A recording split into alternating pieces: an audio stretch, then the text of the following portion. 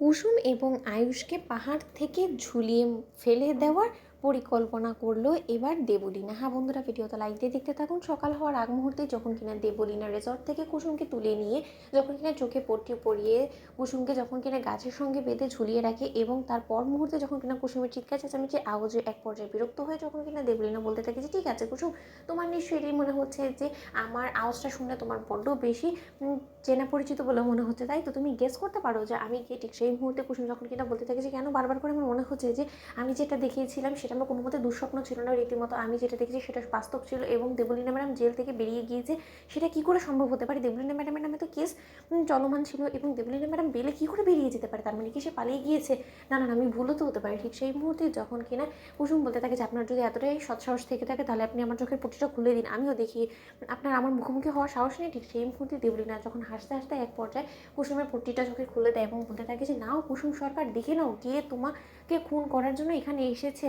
ঠিক সেই মুহূর্তে কুসুমের চোখের পট্টি খোলা মাত্র যখন কিনা কুসুম দেবলীনাকে দেখতে পায়, ঠিক সেই মুহূর্তে কুসুম আটকে ওঠে এবং দেবলীনা যখন বলতে থাকে যে হোশ উড়ে গেলো তো, তাই না কুসুম সরকার? ঠিক সেই মুহূর্তে দেবলীনা যখন বলতে থাকে যে কুসুম সরকার একবার নিচেও তো তাকাও, দেখো তোমার জন্য মৃত্যু অপেক্ষা করছে। ঠিক সেই মুহূর্তে নিচে তাকানো মাত্র কুসুম যখন কিনা দেখতে পায় যে রীতিমতো খাট ছাড়া কোনো কিছুই না এবং পাহাড় থেকে দেবলীনা কুসুমকে ফেলে দেওয়ার পরিকল্পনা করছে। ঠিক সেই মুহূর্তে কুসুম বলতে থাকে যে দেবলীনা ম্যাডাম, আপনি যা কিছু করছেন সেটার জন্য কিন্তু আপনাকে পস্তাতে হবে। আপনি কিন্তু কোনোভাবেই হাজার চেষ্টা করো ছোটো সাহেব বেঁচে থাকতে আমাকে আপনি মারতে পারবেন না, আপনি যতই আমার উপর প্রতিশোধ নেওয়ার জন্য এই সমস্ত কর্মকাণ্ড করুন না কেন। ঠিক সেই মুহূর্তে দেবলীনা যখন বলতে থাকে যে তোমার ছোটো সাহেব, রাইট রাইট রাইট, কিন্তু তোমার ছোটো সাহেব তো বেঁচেই থাকবে না, তাহলে তোমাকে কী করে এসে সে দেবদূতের মতন বাঁচাবে বলো তো? তুমি দেখবে তোমার ছোটো সাহেবকে নিয়ে আসার ব্যবস্থা করছি। ঠিক সেই মুহূর্তে যখন কিনা মেঘা এবং দেবলীনা মিলে যখন কিনা আবারও সেই চোখে পট্টি পরানো অবস্থায় আয়ুষকেও নিয়ে আসে।